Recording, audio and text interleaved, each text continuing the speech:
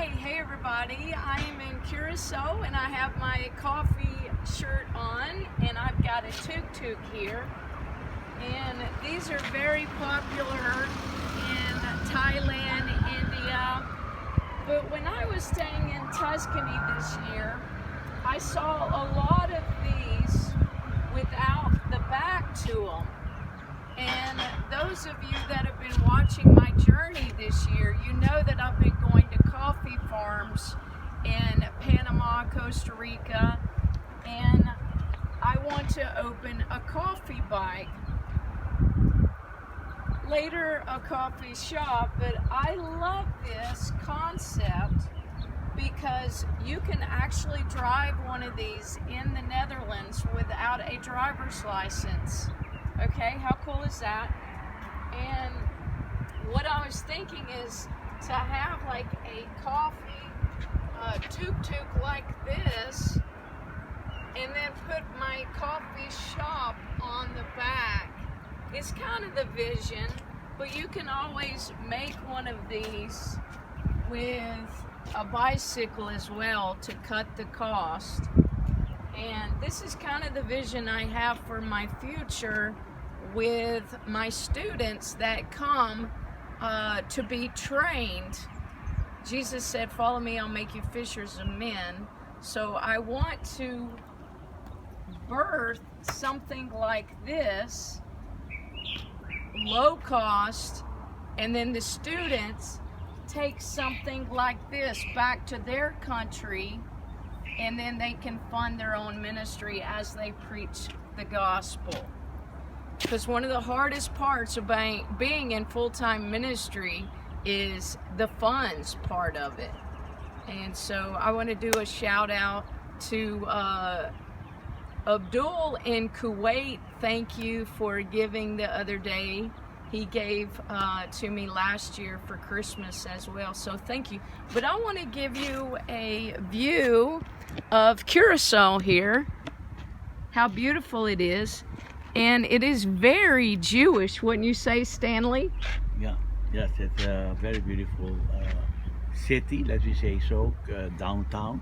Here you can see the whole downtown from above, including the cruise on the mega pier. Yeah. And so with all the villa that was before from the Jews before. All these were owned by Jews. Yes, yes, yes. And on the water side also, we have the colored villa there that was also a neighborhood from the Jews. But now the Dutch people restore all that kinds of building there, and they make it hotel, restaurant, bar, and apartment. Very beautiful is Curacao.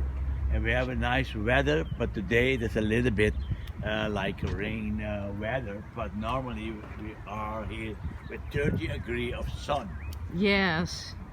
And there is the U.S. Embassy. Shout out to the Americans.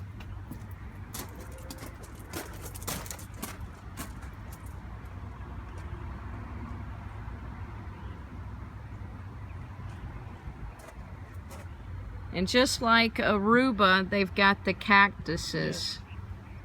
So I'm assuming you have snakes here like they did Aruba too, right? No, you don't have snakes here? We have, well, but small, and it's not danger. Oh, well they did in Aruba. Aruba have here bad kinds of snakes. Yeah, yeah. Because there was a dead one outside.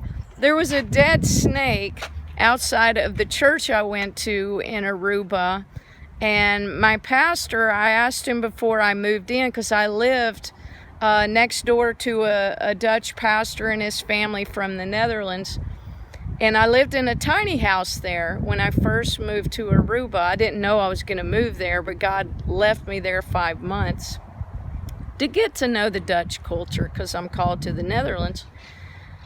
But I asked him, I said, do you ever have snakes? And he's like, not much. And so the day I came out of church and saw this huge dead snake, he said, Angela, the day before you moved in, I killed a snake, but I didn't tell you at your tiny house. I was like, I'm so glad you didn't tell me, because I probably wouldn't have moved in. But yeah, I lived there for about a month, but I've wanted to come here because this is more Dutch architect. So if you can see the buildings, you'll notice that they are very, very Dutch influenced. And Stanley was telling me that all these buildings, you see color now, but they used to be all white many, many years ago. And because of the sun, it was they didn't have sunglasses then, so the white buildings was hurting their eyes. And then colored paint came into the scene years later, and so they all got excited and started painting different colors. That's why it's a very beautiful, colorful island, and it's kind of got a Portuguese.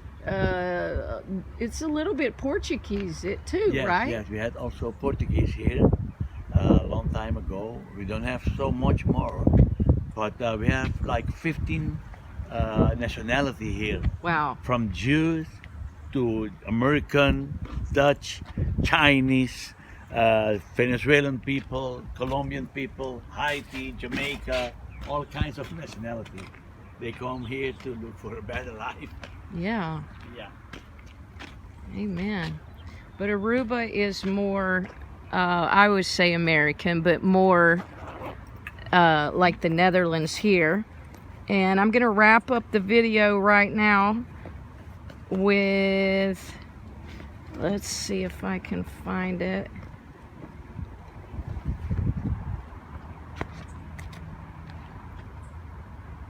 Okay, this is the book I wrote in 2018 about Santorini, Greece. And I made up this story, but I love it. It does have a lot of true things in it. But in this story, my husband was from Curacao, and he was a Dutch Jewish doctor named Bram Divine. Do you know any doctors here named Bram? No. Okay. You see where it says Curacao and Bram?